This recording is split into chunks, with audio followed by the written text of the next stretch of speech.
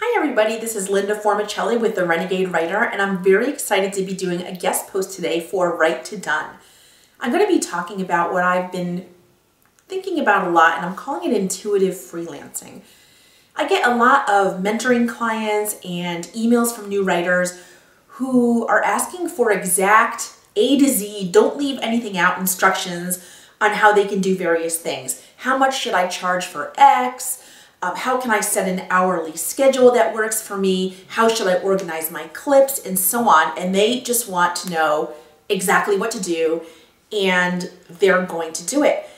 The problem is I never know how to answer because I do things more intuitively. I don't have a set way of doing things, and I can't really recommend a way that's going to work for everybody, only what works for me. And that's the good thing about freelancing, is that you can do what works for you. You don't have to follow any set system. So for example, if you read any sort of business freelancing books, they always tell you that you need to figure out your income goal, your yearly goal, and then break it out into monthly, weekly, and daily goals, and then you need to stay on top of that.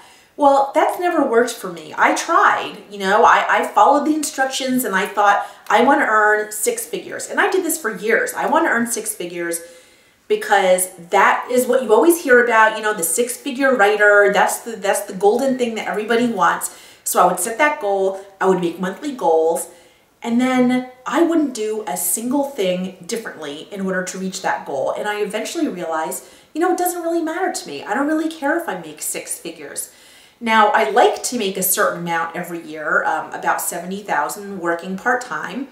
But my income fluctuates by about $20,000 to $25,000 every year. I mean, it can go anywhere from $60,000 up to $85,000. And that's fine as long as we can pay our bills and we can do things that we need to do, like homeschooling our son and going on vacation, then we're fine with it. What I do is I do it intuitively. So if I feel like our bank account is getting a little bit low, or I see that I don't have a lot of work in the future, then I up the marketing. And when I have a lot going on, then I'm fine.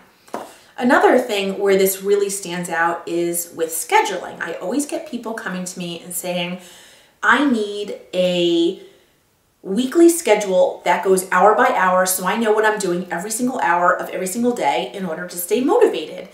And believe me, I have tried doing this myself. I have paid consultants good money to help me come up with weekly schedules to follow, and I can't follow them for even a single day.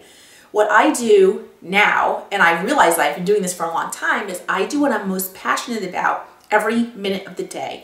And Carol Tice over at the Make a Living Writing blog and I were really giddy when we discovered that we both do the same thing. So I'm not the only one working this way. So a day for me might look like a little bit of blogging, updating my LinkedIn profile, working on a pitch, doing some follow-ups, working on a project. It can be so many different things. What I do is I have a list and I choose every day, I choose what I'm going to work on based on what I feel like doing. And I need to trust that everything will get done in a timely manner, and everything always does.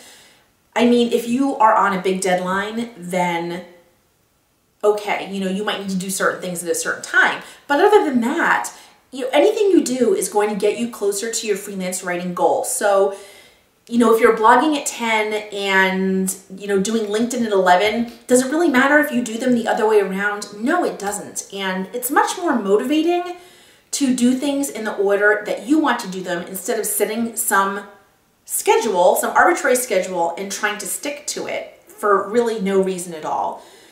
So like I was saying, freelancing is really all about doing things that work for you.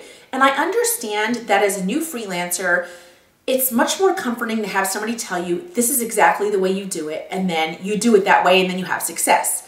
But the thing that's wrong with that is that you can take somebody else's system, and chances are they've developed it to work for them, and it's not necessarily going to work for you. One thing you can do is to take somebody else's system and try it out, knowing that you are going to tweak it as it goes along to work for you. And you intuitively know how things are working for you and whether something is working or whether you need to tweak it. For example, when I first started out for my income logs, I was using sheets of paper that I printed out with forms on them, and I would fill out the form for every assignment and what I was going to get paid and when I got paid. And then every few months I would kind of use a calculator and add it all up and see how I was doing. Eventually, another freelancer recommended an Excel file that she uses, so I started using that. And then years later, another freelancer recommended the online FreshBooks system, which is what I'm using now.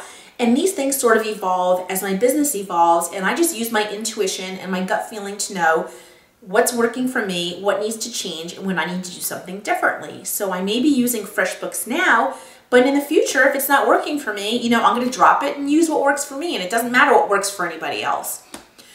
So as a freelancer, I encourage you to try to figure out with every step of what you need to do, querying, invoicing, and everything else, what works for you.